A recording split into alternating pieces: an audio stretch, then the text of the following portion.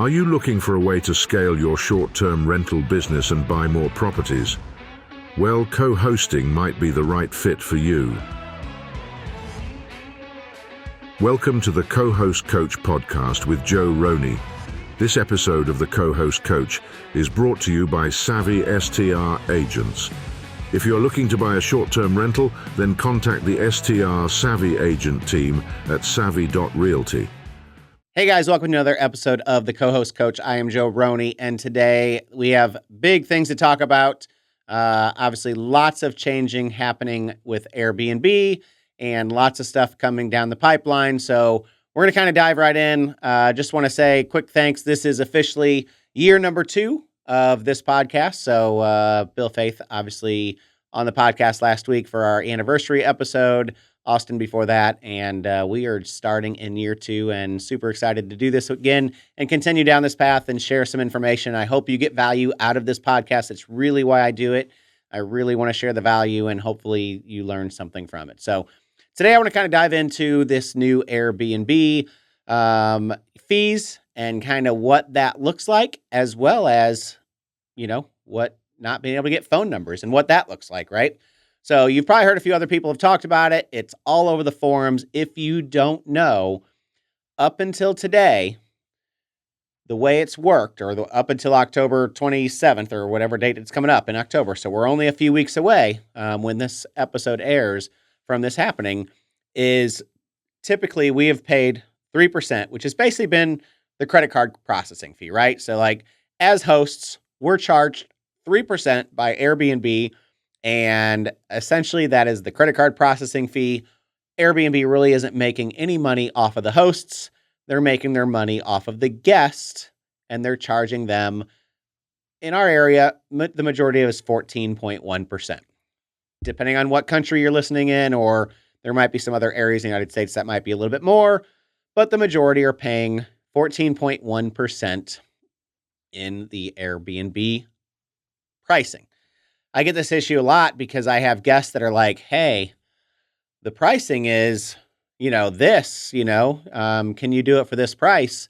And then I say, well, my price is that, but Airbnb has fees, and then there's taxes, and then there's this. So when you add my 12% Florida and local taxes plus the 14.1% fee, we're talking 26% in fees. So when a guest says, hey, I'm at, $1,500, can you do it for $1,500? And I'm like, well, that's going to put us down to like $750 because you had a cleaning fee in there, and it really throws it off. So the way it works right now is we pay 3%, the guest pays 14.1%. Some PMSs out there already integrated that 15% a couple years ago. So if you're with Lodgify, there's a few other ones that I think it's required. I'm not 100% certain. I use OwnerRez, it's not. And I have always done where the guest pays the Airbnb fee. We do our 3%. We call it a day. So starting in a few weeks, Airbnb is eliminating that program, and they're going to be charging the host 15.5%. So that is going to significantly change the way that we do our pricing. It's going to change the way that we potentially do invoicing. There's a lot of little things that are going to kind of potentially have to change, or at least make sure your owners, if you're co-hosting, understand what this looks like. So the way I charge currently is I charge my 20% commission or my fees based on the gross, rent, right? And that gross rent is whatever our rent price is, before the 3% is taken out. I do not charge my commission on the 14.1% Airbnb fees. That is the guest paying. That doesn't even go into my PMS really. I'm charging it based on the rent.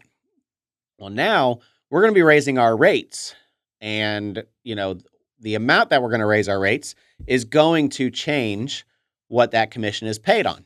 So if you're going to increase your price, and the math, I'm not going to dive into the math. Kenny Bedwell has an awesome podcast that talks about the math of this. At the end of the day, if you want to have the same payout as you do today, you have to increase your pricing by 14.8%, 14.79 to be exact. So if you increase your pricing today by 14.79%, your payout for 2026 is going to be pretty close to the same payout in 2025 with the same potential revenue, right? So not counting revenue increases or decreases, that's what that looks like. With this new structure in the co-hosting space, we're going to be raising our prices by 14.8%. And that means we're going to have a 14.8% increase in rents in 2026, which means we are going to be making a higher commission from our owners in 2026. And it's really important that you understand that, because you're going to have to explain this to owners to tell them what the change is, what the difference is, especially if you're in a heavy Airbnb market. If you are in a 50 or 60% Vrbo market, or you have a really high direct booking market, this isn't going to affect you as much. But the majority, at the end of the day, Airbnb is the Google of vacation rentals, right? It is the cream of the crop. It's the majority of the business throughout the nation. So we are here to stay with what Airbnb is offering. So I'm increasing my rates by 14.8%. There are going to be a lot of hosts that don't increase theirs at all because they don't know. Or they just have one or two properties, they don't use a PMS, and they're going to keep using the Airbnb.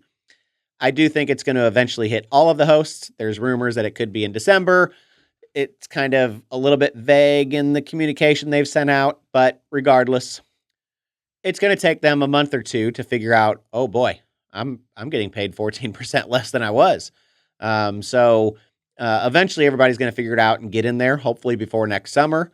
But as we're going into the shoulder season and going into the slower season in our markets, if you're in a summer market, the timing is pretty good. The honest truth is doing this in October, so we have a couple months to kind of iron out some of these details before we get into heavy booking season for next summer.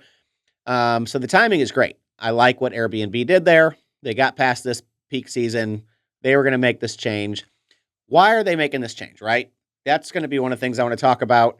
And it's perception, right?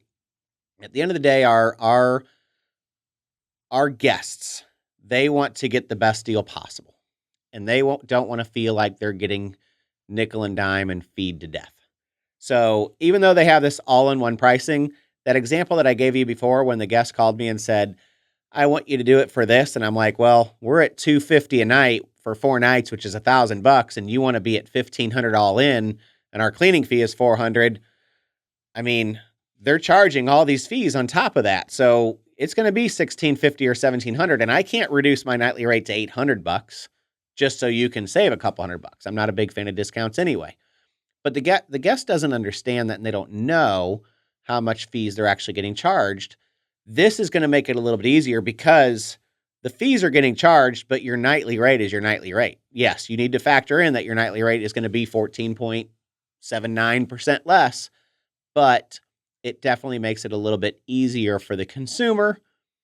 The second thing is what Airbnb looks at on this part is there's been a huge push for direct bookings, and Airbnb doesn't want to lose their market share.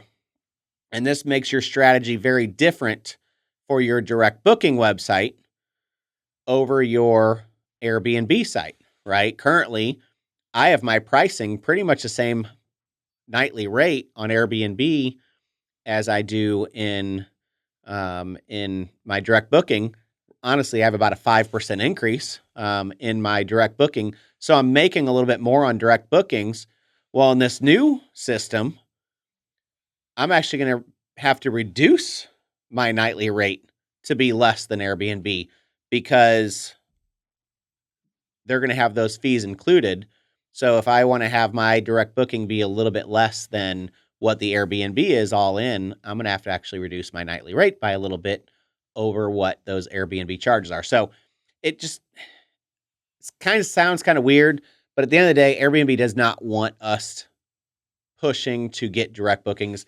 They want us to continue to use their platform, and we're going to. Again, this is the Google of vacation rentals. We're going to continue to use their platform, but there is some strategy behind how you do this. So just want to kind of touch on that part one more before we move on to the phone number thing. So, in October, on the day of this happens, you're going to have 50% of hosts in America are going to increase their rate starting that day to 14 point whatever, 8% higher.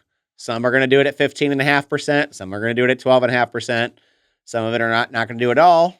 But the savvy hosts, the ones that are really understanding and doing the math and knowing what's going on, that's pretty much what's going to happen. Timing wise, do you want to do it the day of?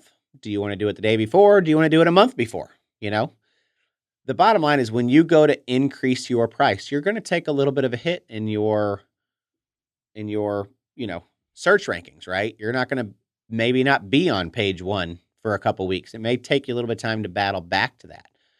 So one of the things that I talked to my revenue manager about is, why don't we kind of space it out? Let's do about 2 weeks prior, a 7% increase in my property management system above that. And then when I get to that, I do another 7% increase. I may take a little bit of a hit in the beginning, but I'm going to take a less of a hit when everybody else is raising theirs by 15. So that's one of the strategies that I'm looking at doing. We haven't finalized anything yet, but that is something that I've talked to my revenue manager about. I do have a revenue manager for my signature properties now, pricing by Mira. Emil Sakal's team is absolutely fantastic. I also highly recommend Jake Cohen's team at Step by B&B. So sorry if I butchered that. Both of them are really fantastic. It just was the right fit for me to move to Emil at this time, and we're going to see how this first year goes. Now, as I said, one of the reasons why they're doing this is because Airbnb does not want us to do direct bookings. If you have a PMS, you've probably noticed that you're not seeing the email addresses come through as they used to for us to be able to collect emails like an owner res or whatever it is you're using. We're missing that now. We're not getting all of those email addresses. And just yesterday, Airbnb came out and said they're going to make it to where we can't actually share each other's phone numbers. So now we're going to get some random phone number assigned to us to where we could still communicate back and forth, but it's not their actual phone number. And you can't ask them for their phone number in this, because if you do, you could get banned, because all of this is another way to try to prevent us from being able to get direct bookings, right? So what do we got to do to combat this, right? There's a multitude of things that you can do to combat this. Number one, in your rental agreement, if you're sending a rental agreement, we do for all of our properties, you make it a requirement that they enter the name and phone number in that rental agreement. Case closed. Easy peasy. Have your virtual assistant go through every rental agreement, pull the data, get it uploaded. I'm sure there's a way to zap it. We're still kind of working through it, but we want to make sure that they're entering their name and email into that link to get a rental agreement. They have not outlawed rental agreements from Airbnb. That's step number one. Step number two, obviously, you want to be able to not only get it from there, your in-house marketing has to be strong, right? You can't just have a sign on the fridge saying, hey, book here, right? And of course, we can't have a direct booking website in the digital guidebook that we're sending. So we need to have better signage in our properties of, scan here to save 10% or 15% on your next stay, right? Scan here to enter your information and get information, so we can get you discounts when you come back next year. We want to continue to collect those emails and collect those phone numbers so we can do the SMS messaging and we can do the email marketing and make sure we're marketing to those guests to come back, right? So that's step number two. You got to have an in-house marketing campaign to make sure that you're able to, continue to provide that experience. And if you can get in that rental agreement the initial phone number, that's still going to be the best way to be able to go in and message your guests, if you can text them and get that personal relationship. So, so like I said, step number one, we've got to get a rental agreement out that collects that information so we can get input to our PMS and into our CRM and use that information from here on out. Step number two is in-house marketing. We have QR codes for our direct booking website in a couple of different spots in our houses. We have QR codes to get Wi-Fi. You have to enter your name and email to get Wi-Fi. We use Market My STR for that. So that's a way that we're able to collect names and email addresses. We're going to be adding a phone number to that Wi-Fi, to that QR code, because we may not get phone numbers now, and we want to get those phone numbers. We want to be able to market SMS, and that is definitely what's going to help us get there. So those are really the two biggest things that you can do, and obviously continue to provide a really great experience. So hopefully this episode was helpful. Like I said, this is a big, big change in Airbnb, and you have to start your strategy now. And if you're not using a revenue manager, make sure you really understand what that looks like and what you're doing in your pricing as we're going into the end of this year and into 2026, because it's going to make a huge, huge impact in your business. We were actually going to potentially raise our rates for our co-host clients, but instead of raising our rates, we're going to see a 15% increase in revenue potentially. We're going to just take that as our increase, because that's essentially going to increase our commission by roughly 1 to 1.5%, which is great. And, we'll be really happy with that. That being said, there are some hosts out there that I've talked to that are going to say, we're going to deduct 14% before we do the commission. You can do that. There's nothing wrong with doing that. It's a little bit more math, or some that said they're going to split the difference. Airbnb's charging 14. We're only going to take our commission off of the rent plus minus 7%. Whatever it is you want to do, it's got to work for you. It's got to work for your owners. I'm not going to play too many games with it. We're going to do what we're doing and have those conversations with owners now before this gets implemented, so they understand it. So already started to have those conversations with our owners. I'm going to make sure they all understand it before we go into this new structure. So, but that's it for today. Thank you for joining the first episode of year number 2 on the Co-Host Coach podcast. We are going to have an exciting year. We're going to learn a lot together. We're going to grow together. And I hope you keep joining me week in and week out. Till then, see you next time.